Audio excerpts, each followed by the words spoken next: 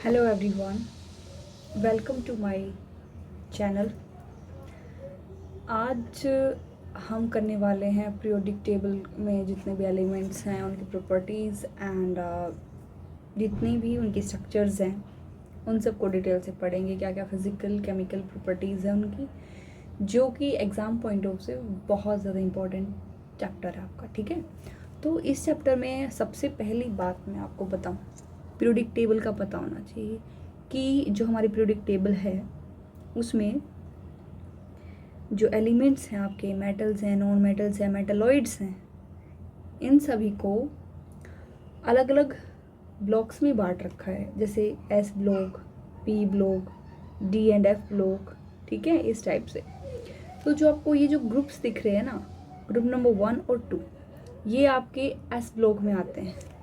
और जो 5 to 18 है, ये जो ग्रुप है ये वाला, ये आपके पी ब्लॉक में आता है। ठीक है, किस में आता है? पी ब्लॉक में आता है। और ये वाला एस में आता है। और ये जो ब्लॉक दिख रहा है 3 to 12 ग्रुप तक, ये जो है ये आपके डी ब्लॉक में आते हैं। ठीक है, और जो ये है आपका, ये जो पीरियड हैं ये आपके एफ ब्लॉक में आते हैं। ठीक है, इसमें आपके 7 पीरियड्स हैं और 18 ग्रुप्स हैं। राइट, अब जो ग्रुप्स ऑफ पीरियड्स हैं इनकी हम अलग अलग ग्रुप वाइज भी स्टडी कर लेते हैं। एस ब्लॉक, पी ब्लॉक, इस ज़्यादातर तो हम अलग अलग जो है एस ब्लॉक की स्टडी अलग से करते हैं, पी ब्लॉक की अलग। पता है ये क्यों डिवाइड कर रखे हैं? क्योंकि इनकी जो प्रॉपर्टीज़ है ना, जो एस ब्लॉक वाले हैं उनकी मिलती जुलती हैं, पी वाले हैं उनकी प्रॉपर्टीज़ मिलती जुलती हैं, डी वाले हैं उनकी मिलती जुलती हैं। तो इस टाइप से उनको कैटेगराइज कर रखा है। ठीक है, इसमें आपको दिख रहा है लिथियम और सोडियम, ये जो हैं ये आपके LiAlH4 NaBH4 good reducing agents बनाते हैं। ठीक है ना। अभी मैं आपको बताती हूँ जो आपको इसमें क्या क्या पढ़ना है पीरियोडिक प्रॉपर्टीज़ में।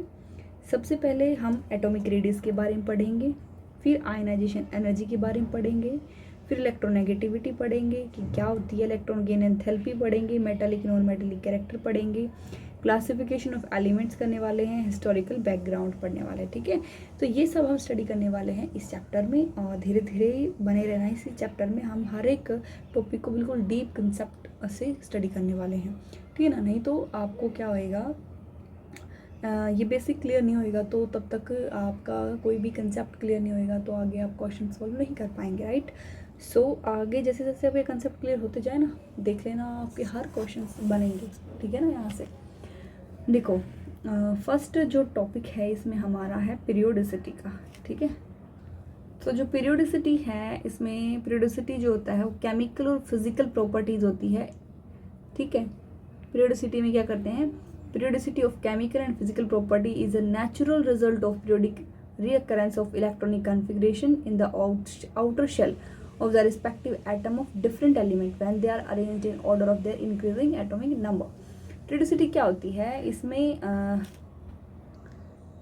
क्या होता है, इसको हम एटॉमिक नंबर, जैसे इंक्रीजिंग एटॉमिक नंबर के बेसिस पे लिखते हैं ना, अरेंज करते हैं, तो आउटर शेल जो है उसकी कॉन्फ़िगरेशन देखते हैं।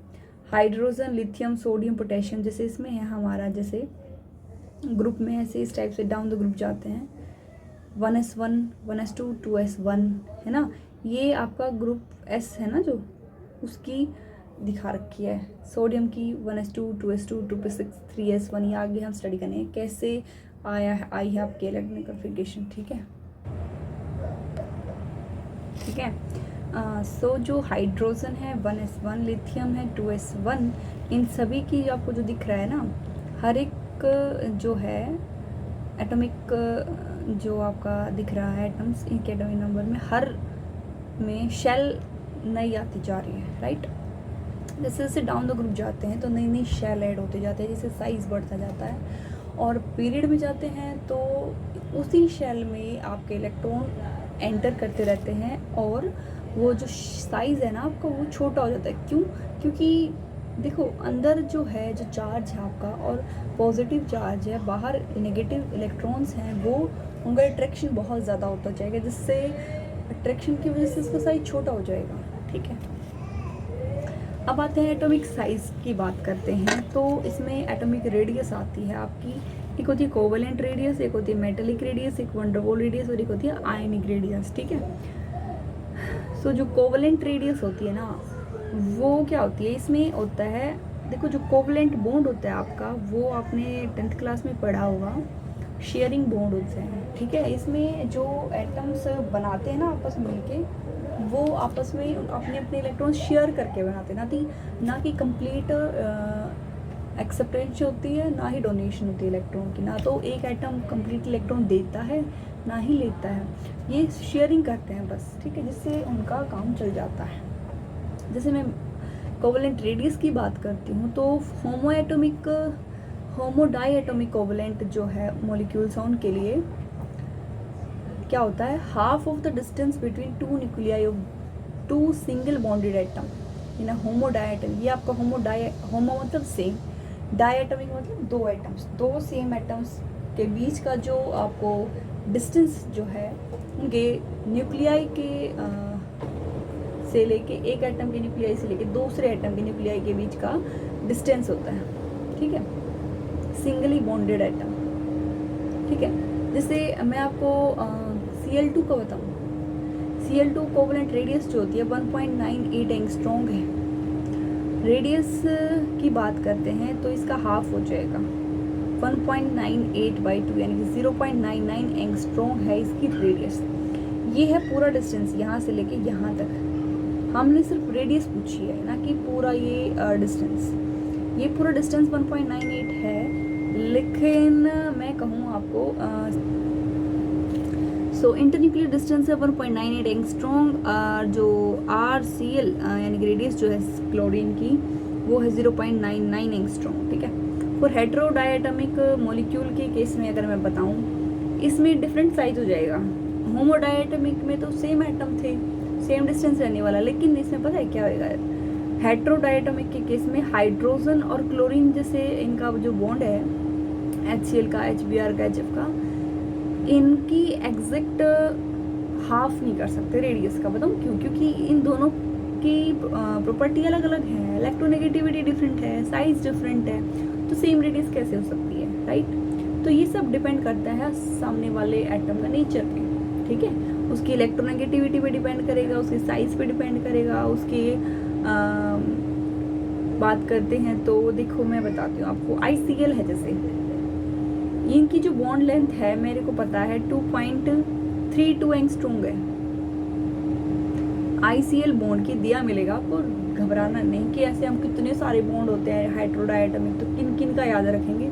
सो डोंट वेरी रिलैक्स, तो आपको सब मिलेगा, बस आपको दो चीज़ें दी मिलेंगी, एक निकालनी होती है। ठीक है, calculate radius of iodine atom when the radius of chlorine atom is, जब देखा क्लोरीन एटम की रेडियस दे दी इन्होंने, ये पूरे इसकी दे दी, तो आयोडीन की निकाल देंगे ना। टोटल दे रखी है 2.32 है, टोटल दे दी ना इन्होंने, आयोडीन की प्लस क्लोरीन की मिलके बनी है ना ये, तो क्लोरीन की हमें दे रखी है, आयोडीन की निकालनी है, तो इसको इधर ले आके माइनस से आ जाएगा, 1.33 एंगस्ट्रॉन्ग आ गया। सो घबराने की तो बात बिल्कुल भी नहीं है। ठीक है ना, जितना आपको मुश्किल लग रहा है ना, वैसा है नहीं। This method does not give good result because, देखो ये जो मेथड आपका निकालते हैं इससे अच्छा रिजल्ट नहीं आता, लेकिन क्योंकि it do not include electronegativity difference नहीं दे रखा, सिर्फ इन्होंने एग्जैक्ट रेडियस बता दी, उससे निकाल दिया, डिफरेंस नहीं बता रखा। ऐसे केसेस में, हेटेरोडायटोमिक केसेस में स्टोक्सियोमेट्री-स्टीवेंसन इक्वेशन है एक, जो गुड रिजल्ट देती है, उससे आपको एग्जैक्ट वैल्यू निकल के आ जाएगी। ठीक है, तो जो आपका डायटम है, जैसे मैं कह हूँ A और B के बॉन्ड है, तो उसके लिए क्या होएगा रिलेशन आपका, रेडियस A की एटम की, B की माइनस C, ये आपका electronegativity A minus electronegativity B की। ठीक है, सो यहाँ पे जो C कांस्टेंट है, इसकी वैल्यू 0.09 है ऑलरेडी,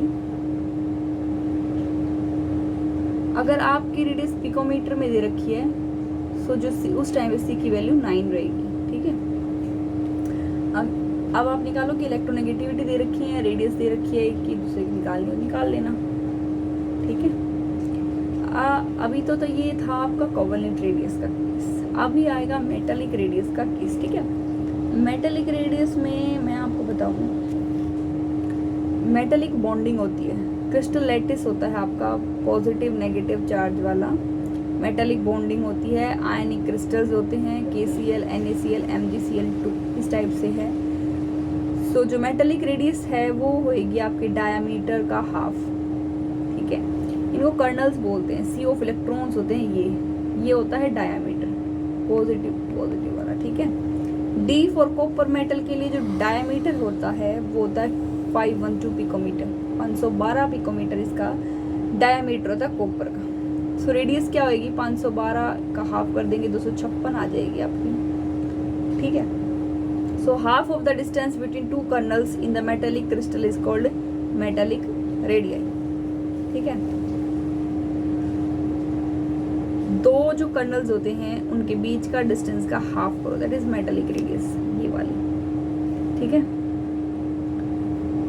KCl NaCl MgCl2 ये ध्यान रखना, ये आपके मेटालिक रेडियस के एग्जाम्पल्स हैं, उनमें आते हैं। ठीक है, वंडरवॉल रेडियाई, रेडियस जो है नॉन बॉन्डेड सिचुएशन, जैसे मैं कहूँ नॉन बॉन्डेड एटम है आपका, नोबल गैसेस हैं, हीलियम, नियोन, आर्गन, क्रिप्टन, ये नोबल गैसेस आते हैं। नॉन बॉन्डेड मॉलिक्यूल हैं ये। जो नॉन बॉन्डेड एटम कहूँ तो वो ये आपके हो जाएंगे noble gas molecule, Cl2 H2O2 N2 इस टाइप के होते हैं। ठीक है, कोलिजन डायमीटर आपस में कोलाइड करेंगे, इनका कोलिजन डायमीटर होगा। Non bonded atom, distance between to atom in their closest approach.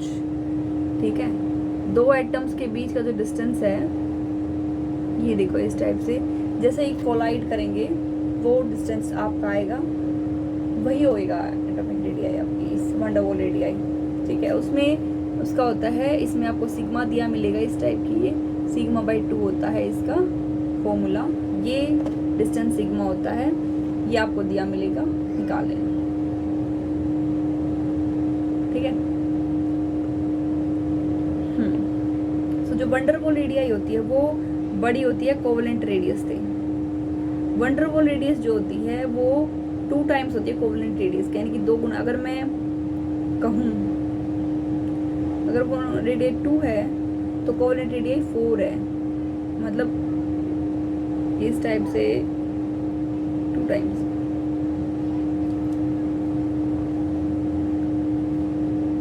देखो ये इतनी तो कोवेलेंट रेडियाई है आपको दिख रही है, लेकिन वंडरवॉल रेडियाई तो ये है, ये 2 मॉलिक्यूल्स कोलाइड हो रहे हैं, उनके बीच का डिस्टेंस, और कोवेलेंट तो 2 इन एटम्स के बीच का है।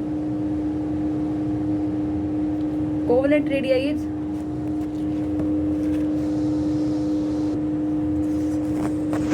सो जो मैं बता रही थी, वंडरवॉल रेडियाई जो है वो इसकी डबल होती है कोवेलेंट रेडियाई की। ठीक है, मतलब कि अगर कोवेलेंट रेडियाई 1 है ना तो वंडरवॉल रेडियाई 1 है तो कोवेलेंट रेडियाई हाफ होती है उसकी, यूँ कह सकती हूँ मैं, है ना। यानी कि वंडरवॉल रेडियाई 2 है तो वो 1 होगी इस टाइप से। आयनिक रेडियाई की बात करते हैं। सबसे पहले हमने ये सब पढ़ लिया, अभी आयनिक रेडियाई आ गई, इसके बाद ये तो थोड़ा सा आयनिक रेडियस जो है, जैसे कोई भी मेटल है सॉलिड फॉर्म में है, अगर वो अपना इलेक्ट्रॉन लॉस करता है तो प्लस चार्ज आ जाएगा, एक इलेक्ट्रॉन उसके कैटायन होता है, तो उस कैटायनिक आयनिक रेडियाई। कोई भी मेटल है अगर वो इलेक्ट्रॉन ले रही है तो माइनस चार्ज आ जाएगा, एनायन आएगा, गेन ऑफ इलेक्ट्रॉन। ठीक है, कैटायनिक रेडियस जो होती है वो निकालते हैं, मेटल है जैसे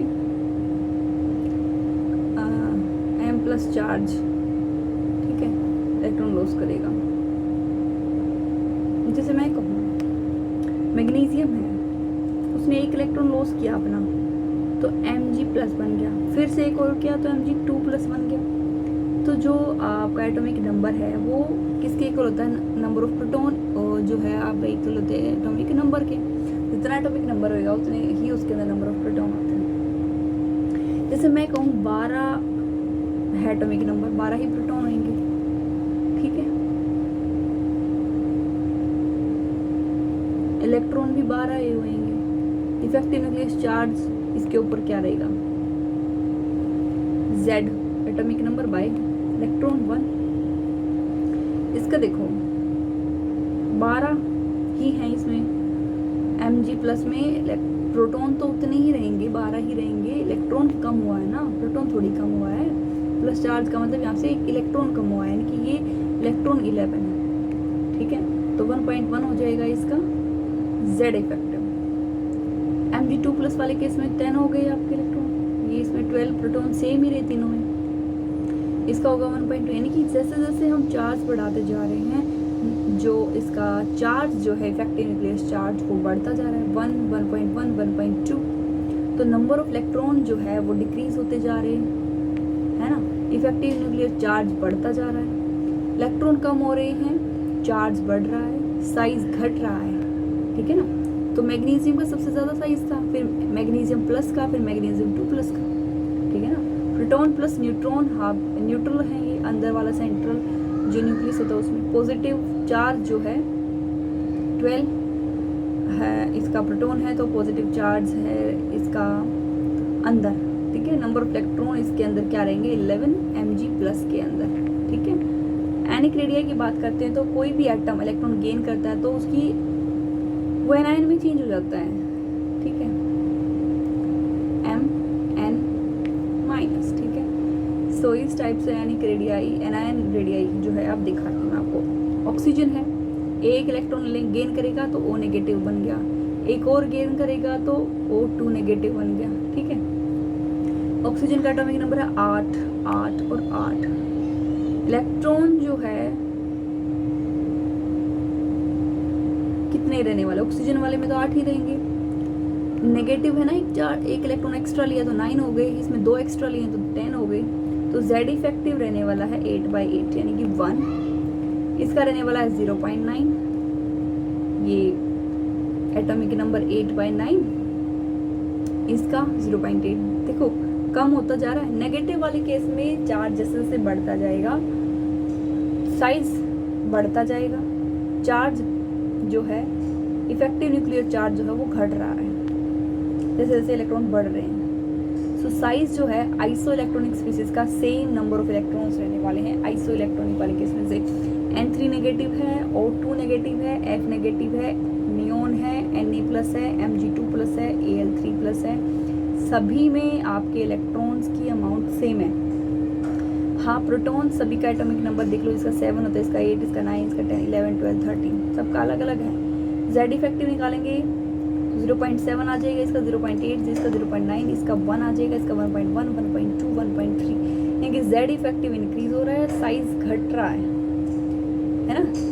नेगेटिव से पॉजिटिव की तरफ जा रहे हैं, साइज घट रहा है, चार्ज बढ़ रहा है, ठीक है। तो मैं इसके अकॉर्डिंग बात करूँ, Z इफेक्टिव के से हम निकाल लेंगे ना इसका ऑर्डर।